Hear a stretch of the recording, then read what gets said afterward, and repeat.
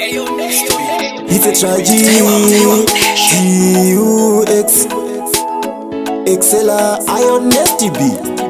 Mwari ntirangarire, uyai mundibatsire. Mwari ndisunungure, uyai mundinunure.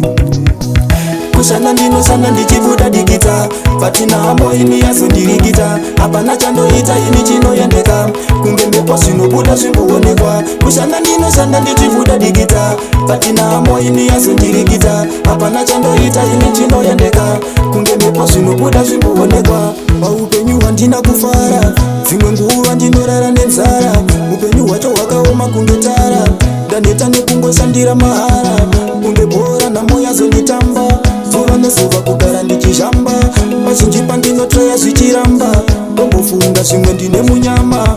Kushanda ndinoshanda ndichibuda digita, patina hamo ini yazondirigita. Hapana chandoita ini chinoyendeka, kunge mbepo zvinobuda zvimboonekwa. Kushanda ndinoshanda ndichibuda digita, patina hamo ini yazondirigita. Hapana chandoita ini chinoyendeka, kunge mbepo zvinobuda zvimboonekwa. Zveupenyu hwangu zvakaoma, zvepano pasi inini zvandikona. Ndingori jambwa vanondida vashoma, Mwari wangu kudai mandiona. Munyama rudziko usingapere, tariro yangu yakadyiwa nebere. Upenyu hwangu hoenda kumawere, zuva nezuva misodzi nemere.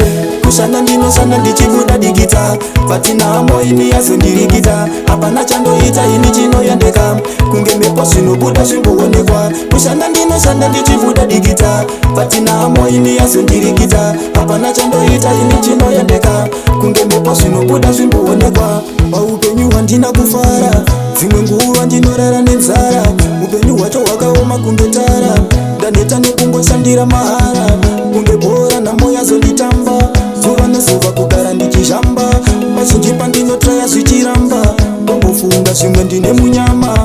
Kushanda ndinoshanda ndichibuda digita, patina hamo ini yazondirigita. Hapana chandoita ini chinoyendeka, kunge mbepo zvinobuda zvimboonekwa. Kushanda ndinoshanda ndichibuda digita, patina hamo ini yazondirigita. Hapana chandoita ini chinoyendeka, kunge mbepo zvinobuda zvimboonekwa.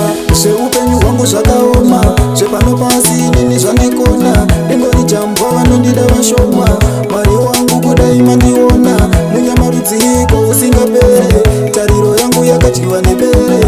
Upenyu hwangu hoenda kumawere, zuva nezuva misodzi nemere.